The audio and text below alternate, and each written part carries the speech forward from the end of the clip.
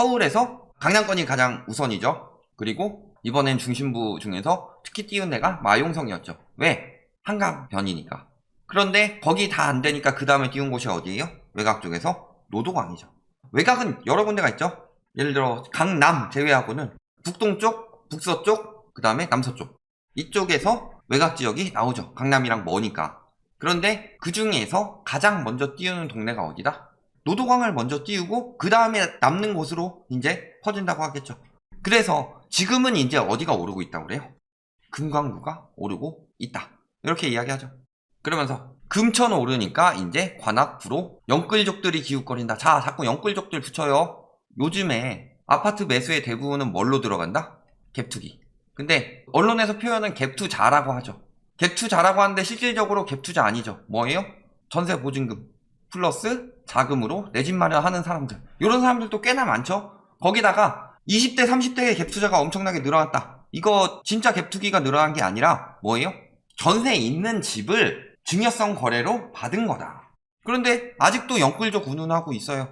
작년 같은 경우만 해도 주담대가 엄청나게 많았는데 요즘에 대출 다 막혔어요. 그래서 올해 핵심은 뭐였어요?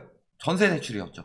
절반 이상이 전세 대출이었다. 그렇다는 거는 주담대가 줄고 전세 대출이 늘었다는 거는 갭투기나 전세 낀 집 증여성 거래로 받는다든가 뭐 이런 식으로 들어가는 거지. 누가 지금 영끌하고 있냐.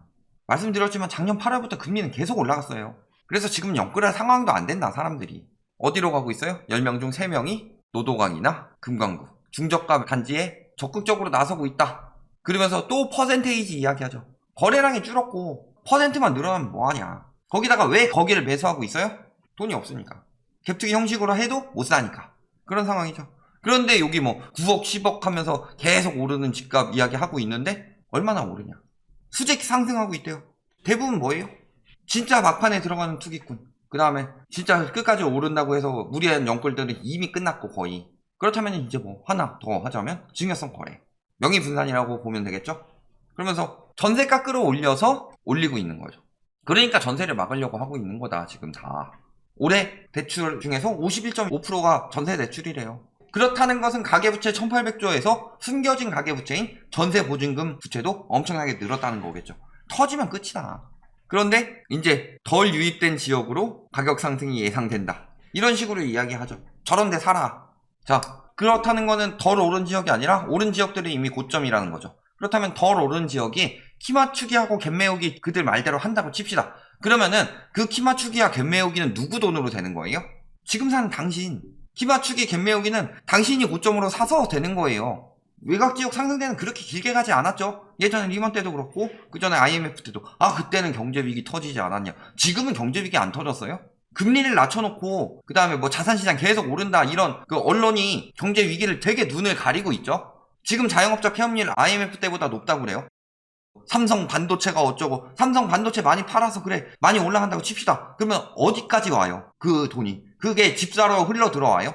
일부 잘 되는 쪽을 강조하지만 전반적으로 봤을 때 삶 자체가 굉장히 많이 침체됐고 가처분 소득 같은 경우는 거의 작년 대비는 마이너스죠.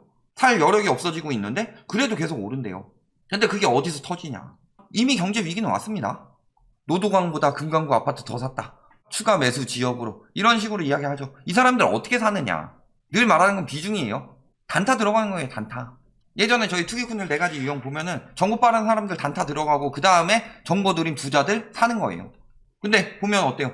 강남, 영등포, 동작, 서초, 강서라고 하죠. 이쪽에서는 명의 분산 가능성이 굉장히 높고 강서 이런 데선 뭐예요? 밀려난 거예요. 그냥 영등포, 동작 밀려난 거예요.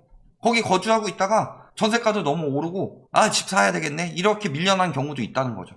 매입 비중 늘리고 투자 늘리고 이런 상황인 것 같아요. 왜 자꾸 비중 가지고 이야기하지? 보면 어때요? 거래 주건이 아파트값 0.181% 올랐다. 이게 핵심이죠. 금강구, 강남구에 거주하고 있다. 계속 이런 이야기 하고 있는데 작전 세력 개입이다. 예를 들어서 자 첫째, 명의 분산 같은 경우는 강남 사는 아버지가 강남 사는 자녀한테 명의 분산을 했을 경우 또 뭐예요? 이미 한 5채 가지고 있는데 한 채 사가지고 가격 띄워놓고서 이 5채 비싸게 처분하려고 하는 경우도 있죠. 지금 거래량이 아작이 났는데 무슨 자꾸 비중 가지고 이야기하냐. 그래서 보면 어때요? 지금 거래 없다가 한 건 거래되는 이만큼 뛰죠. 몇 달 만에 한 번씩 거래돼서 이게 계단식으로 뛰고 있어요. 막 이런 거래들을 했는데 또 1층이니까 가격 떨어졌다고 하겠죠. 표시도 안 해줘. 자, 그러면서 보면 어때요? 막 0.21, 0.24, 0.22, 0.18 하면서 구로 금천은 전보다 늘었고 관악 같은 경우는 아직 유지되고 있죠. 이러면서 전세가 띄우고 있고 이런 상황이죠. 외지인 매매 거래량 보면은 비중만 이야기하고 있는데 얼마 안 되죠. 떨어지고 있다. 현재 거래량 자체도 이게 많은 거예요. 그나마 구로나 조금 거래되는 편이고 요게 많은 거냐. 비중 하고 있는데 약속에 6월 작살났고 구로만 좀 늘어났죠. 쭉 떨어지고 있죠. 지금 거래량. 팔았고 아직 끝나지 않았는데 거의 끝났죠. 9월은 인제 시작이라고 해도 시작치고 너무 적고 인제 시작도 아니죠. 벌써 20일 넘게 지났는데 현재 거래량을 봐야지. 자꾸 앞에 뭔 얘기예요? 상반기 이야기하고 있죠. 아니 9월에 왜 상반기 이야기를 하냐. 9월에 상반기 이야기해서 뭐예요? 과거의 영광이지. 그래서 그때 강남에서 많이 샀다. 그때 많이 사고 지금 많이 파는 거예요 이제. 그리고 상반기니까 뭐예요? 보이스에 부과되기 전이죠. 금강구 같은 경우는 어디 매수가 많았냐? 법인 매수가 많았죠. 법인에서 여러 채 매수했다가 파는 거 아니에요. 작년 말이나 올해 초에. 이 정도로 거래가 안 되고 있는데 무슨 지금 금강구가 뜨냐. 보면 어때요? 거래도 그 몇 건 안 되는 것 중에 여기서 2건 거래했네요. 막 오르다 멈췄죠 지금 다 이런 수순이에요. 지금 금강구 같은 경우는 서울보다는 수도권이랑 비슷하게 추세를 많이 보이죠. 진짜 서울 추세를 보이는 게 이제 강남하고 중심부 정도고 그 다음에 좀 외곽 지역 따져봐도 좀 특이한 지역 있잖아요. 목동같이. 그런데 제외하고는 나머지 이제 뭐 수도권 올리면서 여기도 외곽으로 밀려나니까 여기도 그렇게 올리죠. 전세가도 지금 올리다 멈췄죠. 전세가 더 못 올려요 이제 대출 안 나와서. 관악구 다 전반적으로 이렇게 되고 있죠.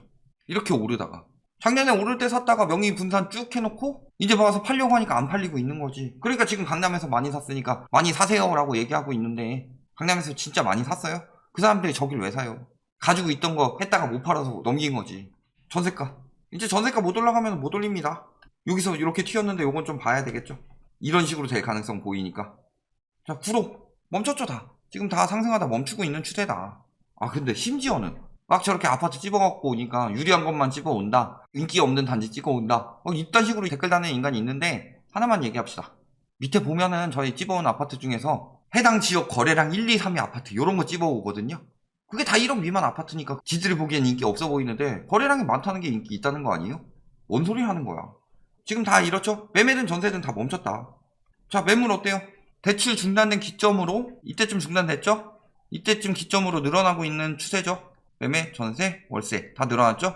자, 여기는 매매가 좀 줄었습니다. 관악구는. 그 대신 전세가 엄청나게 늘었다는 건 여기는 지금 매물 계속 나오고 있는 거고 급한 사람들은 매매, 전세 같이 내놓죠? 여기는 어때요? 갭투기로 사놓고 전세 내놓는 거죠. 여기도 전반적으로 다 늘고 있죠. 그래서 대출 중단된 뒤에 늘은 곳 같은 경우는 급해서 매매든 전세든 빨리 뭐 들어오게 해야 된다. 요거고 여기 같은 경우는 갭투기가 많이 들어갔다. 이렇게 보시는 게 맞겠죠. 매물 어디서 많이 늘었어요? 올해 초 기준으로 금천은 좀 줄었지만 관악하고 구로는 늘었고 지금 각 지역에서 슬슬 늘어나고 있는 추세다. 이렇게 보시면 되겠죠.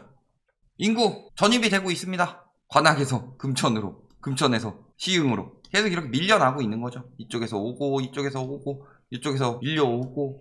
그래서 항상 외곽 지역이 뜨는 이유 첫 번째는 일단은 투기 수요 입장으로 보자면 중심지 같은 경우는 너무 떠서 이제 더 이상 발라먹을 게 없다.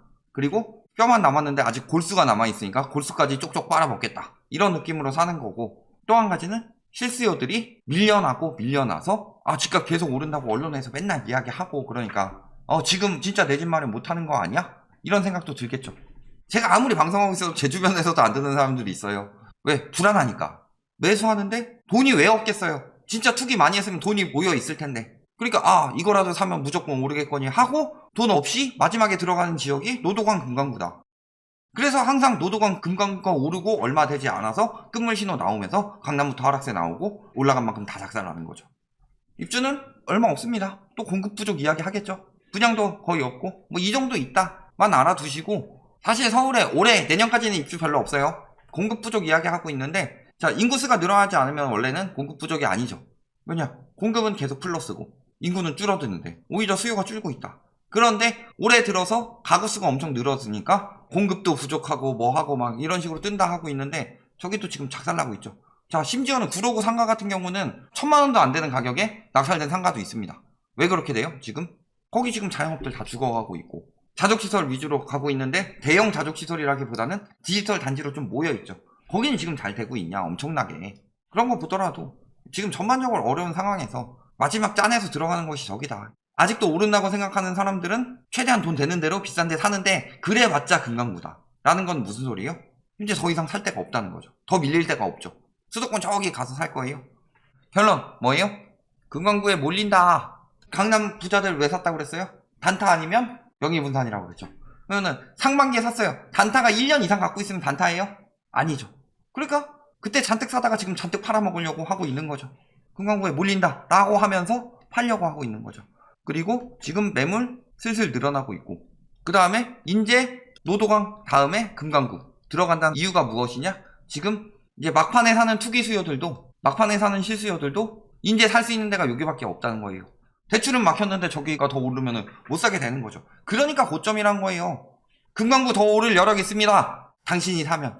그리고 당신이 사서 오르는 겁니다. 그리고 그게 고점이고 그렇게 물리게 된다. 이렇게 알아두시면 되겠습니다.